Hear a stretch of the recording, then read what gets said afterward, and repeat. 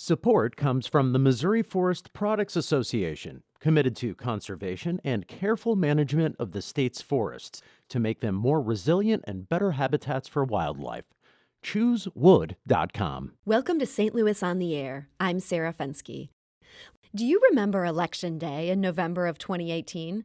Senator Claire McCaskill was in a hotly contested race against Republican challenger Josh Hawley, which ended up being not all that close in the final outcome.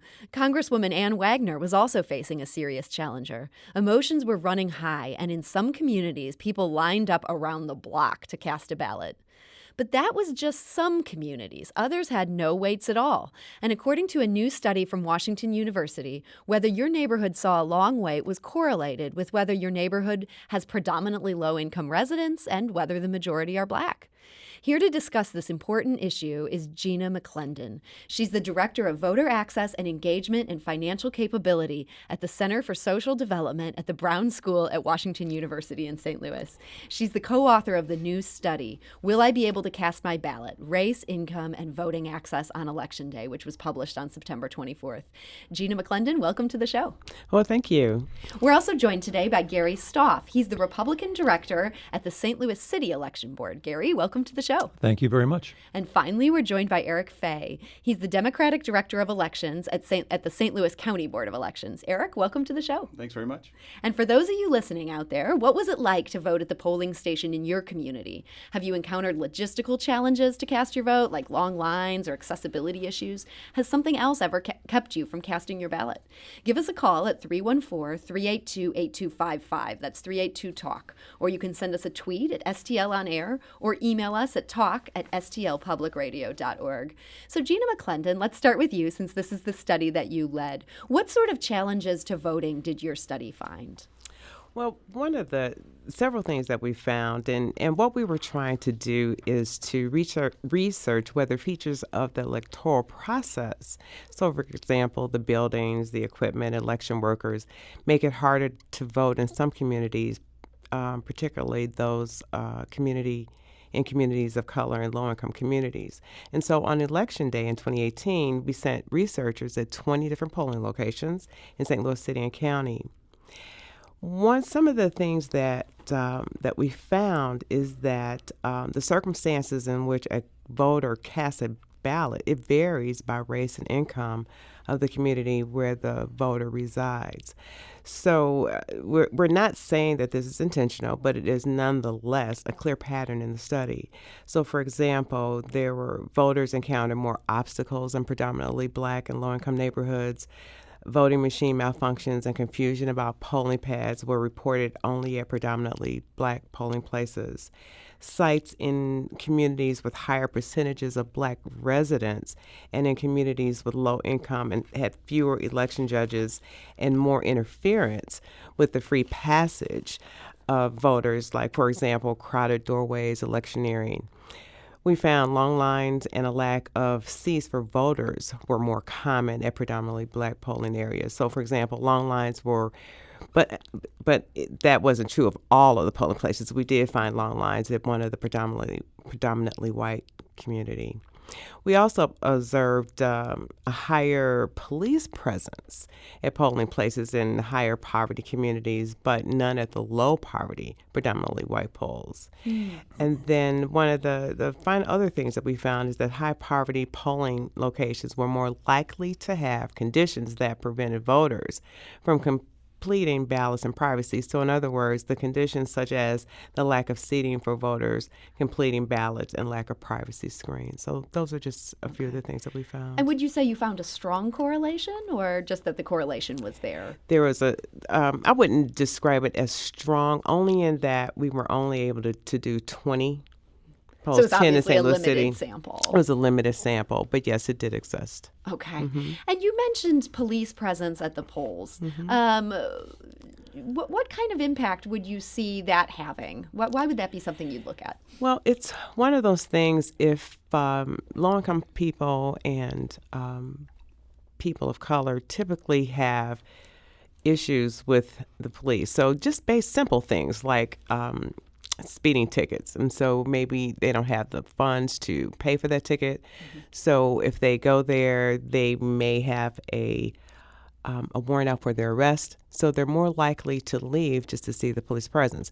Now, let me just say this. Again, this is not necessarily the case, because what I saw for myself is that oftentimes police are there just to escort the election officials when they're collecting information. So they're there for a good reason, but it might make people nervous. It could, right. Okay. So we're not sure exactly why they're there, but that is one particular reason why they could be there, not there to intimidate people. Although, we've heard that happens from time to time. Okay. Mm-hmm. Gary Stoff, I want to ask you about this in particular because you are one of the election directors for the city of St. Louis, and we all know that the city of St. Louis, it does have a crime problem sometimes.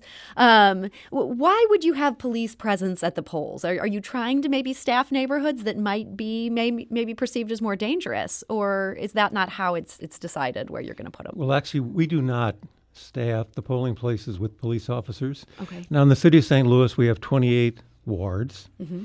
And so for every ward, we have a team of roving deputies, one Republican and one Democrat, and they ride in a police car throughout the day. Now, that for two reasons. One is sort of security for them and security for and the integrity of the election ballots when they pick them up, but also because they don't have to worry about parking. They get in the police car, the police car takes them where they need to go.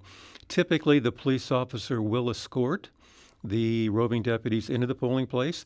They will stand off to the side and not interfere with the process. And then when the roving deputies have completed their assignment at that particular stop, then they will be escorted back out to the car. So we never have a police officer assigned to a polling place. And Gena McClendon, does that jive with what your observers witnessed? Yes, I think it does. That these were roving officers. But although it couldn't necessarily be substantiated, because we asked our researchers to just observe, just look at what they saw inside and outside. Okay. So we didn't ask them to make judgments about what they thought. Okay. Mm-hmm. We're getting a number of calls here. I'm going to go to the phone lines here in a minute. And if you're interested in participating, just want to remind you that you can call us at 314-382-8255. That's 382-TALK. But first, I wanted to ask Eric Fey a question, since he's here representing St. Louis County. Eric, any sense of why we would see much longer wait times at one polling station versus another? That's an excellent question. I think when you talk about wait times, especially last November, this is relative. We didn't experience, at least in St. Louis County, very long wait times at very many polling places. And what would you categorize as very long? Like more than an hour? Or? More than a half hour. Okay. Wait would be, that's anything more than a half hour. That's not optimal for us. That's not optimal for us. But I think some of the things that Dr. McClendon found in her study kind of reinforce some of the challenges that folks like Gary and I face on election day. So building access in minority communities, which tend to be more economically disadvantaged communities, unfortunately, the building stock is just not as modern as it is in more wealthy communities. So you're dealing with older buildings with less parking, with less ADA accessibility and so forth. And as the election office, we have to use the buildings that are there in those communities. You can't just move the polling station outside of the neighborhood. Correct. You have to keep it, close to where folks live. Absolutely. So that can be a real challenge. That is a real challenge for us. Absolutely. It is difficult. So folks should know that in Missouri, a public building like a city hall, library, that local governmental entity has to let us use that building for free. But a private building, a church, a bowling alley, a VFW hall, we have to go and ask those building owners if they'll let us use it. And so sometimes they'll say, yeah, use our building. And sometimes we have a church or a VFW hall we've used for years and years. But unfortunately, sometimes a church will get a new pastor and they'll say, you know what, we're not going to be a polling place anymore. Look somewhere else. And those are real challenges. So it is not as easy as just going down the street and saying, hey, this building's not so great. Can you down the street, be a polling place? More often than not, the answer to us is no. Interesting. People just don't want to get involved with that. That's right. We did hear from Ryan in St. Louis on Twitter. He tweeted, I waited 30 minutes in line to cast my ballot at the Central Library in downtown St. Louis. Most of the parking around that polling place also isn't free. It felt like it was harder to vote than it should have been. Gary Stoff, how hard is it to figure out how to get places with good access and then to make sure people aren't waiting in line with an election like this that people are so keyed up about? Yeah. Well, like Eric said, it's always a challenge we have to have a certain number of polling places. So in the city of St. Louis, we have 112 polling places, and we look for polling places that are convenient for the voters in that neighborhood, where there is adequate parking, where there's disability accessibility. The St. Louis Public Library is really an ideal spot, but the caller is correct. Parking is an issue there because there are no immediate parking lots. For example, they don't have their own parking lot like you might find, say, at a public school. So we're constantly looking for new polling places to make it more convenient for the voter. Okay, let's go to the phone lines. We've got David calling from Florissant, so this may end up being a question here for our St. Louis County guy, Eric Fey. David, hi, you're on St. Louis on the Air. Yes, thank you for taking my call. I have a comment. My polling place has been for years an elementary school, Combs Elementary School in Old Town Florissant. During the election of 2016, I went up there to vote only to find a sign on the door stating to go to, that the polling place had changed to the Florissant Valley branch of the county library. And I thought, this is ridiculous. The postcard that the county sent out stating my polling place, which again has been my polling place for years, it still stated Combs Elementary School. So somebody at the last minute decided, well, we're not going to do it at the school again. Let's move them to the county library. David, thank you so much for that call. Eric, not to put you on the spot here, but does that situation ring any bells for you? Do you remember what happened there with that last minute switcheroo? I don't remember that particular situation, but last-minute switcheroos, as you say, definitely happen in almost every election, and that's not something we at the Board of Elections ever want to happen. I'll give you a great example. This past April election, we had an apartment complex we had used for decades as a polling place. It came under new management, and the week before the election, the new management said, you can't be a polling place. So we had already sent all the cards out to all the voters. Anytime we move a polling place, we send 2 notices to those voters. But it was such short notice. All we could do is put signs up to let people know it had moved. So we never want that to happen, but sometimes there are things out of our control. Okay. David, thank you so much for that call.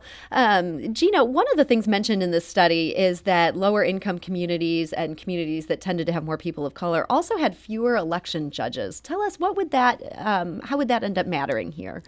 Well, it matters because if people have to wait a long time in line, they're subject to just leave. And so what's important about this whole study really has to do with the obstacles of the electoral process, and can you consider that voter suppression? So we have so many laws that create voter suppression, but what are their process situations that create voter suppression too, intentional or not? But, a lot of times suppression, systematic biases and neglect create these kinds of things. And so I think it's important to figure out what can we do to try to make it better. Gary Stoff, how big of a challenge is it to try to get election judges to serve in a neighborhood that maybe is lower income?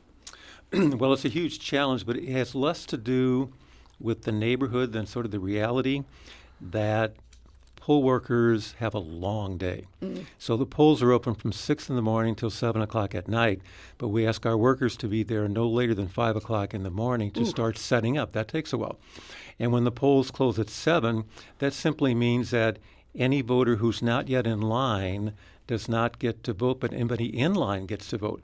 And so the poll workers can't get up at 7 and leave. They still have to finish not only processing voters, but also then taking down the signs and all the rest of it, gathering up the ballots. In the city of St. Louis, which is a heavily Democrat city, recruiting Republican poll workers is always a challenge. And by statute, we have to have at least one Republican and one Democrat poll manager for every polling place, and one Republican and one Democrat election judge for every precinct. So it's a tremendous challenge. What about this thing found in Gena's study about how voting machine malfunctions tend to happen more in poorer communities, in the ones they served? Eric Fey, any sense of why that might be happening? Well, I think this speaks actually a lot to what Gary just talked about. Those 2 issues are related. So I think the listening public really should understand that the statutory framework under which we operate is really a hindrance to election authorities in many ways. So we have to have equal numbers of Republicans and Democrats. In heavily one-party neighborhoods, it's really hard to find folks of the other party. So when you're really struggling to find election judges, you take who you can get, and sometimes getting that equipment set up on election morning or things like that is a struggle. So one point I really want to make to everybody is that Missouri's statutory framework is really outdated. Okay. In most of our neighboring states, you talk about Tennessee, Illinois, Kansas, Iowa, 50% of the voters are voting before Election Day. In November 2018, 8.3% of the voters voted before Election Day in Missouri. So that's a huge pressure relief valve. If we in Missouri could start thinking about allowing more ways for people to vote before the election, we could take a lot of the stress off of Election Day. And we're almost out of time here, but Gena McClendon, real quick, do you think that allowing more absentee voting would take care of some of these problems? Yes, but there's a caveat there. It has to be no excuse, not an excuse. Yeah. We can't wait to have absentee voting to fix these things. Well, not only that, what I mean is that in order to vote absentee, you actually have to say that you're not going to be in town or in the jurisdiction. So, which means that you have to have an excuse in order to use it. If we Under current Missouri law, that would be really, really helpful. And that's something that I should add. 116 Missouri election authorities, bipartisan, they all agree we should eliminate the excuse. The state legislature needs to address it. Okay. Well, this is a sobering conversation. I'm sorry we didn't get to all of our callers. I know we had some with some good points hanging out there, so apologies for that.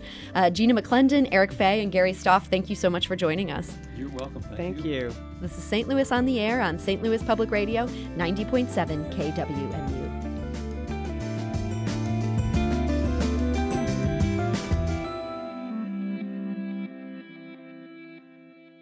Support comes from Missouri Forest Products Association, committed to sustainable and sound conservation of the state's forests, which support more than 41,000 Missouri jobs, resulting in a $10 billion industry. ChooseWood.com.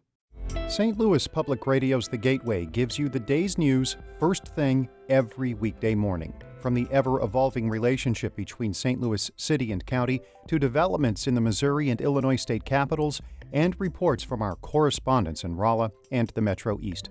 We put it all in a roughly 10-minute package with clarity and context. Download The Gateway wherever you get podcasts.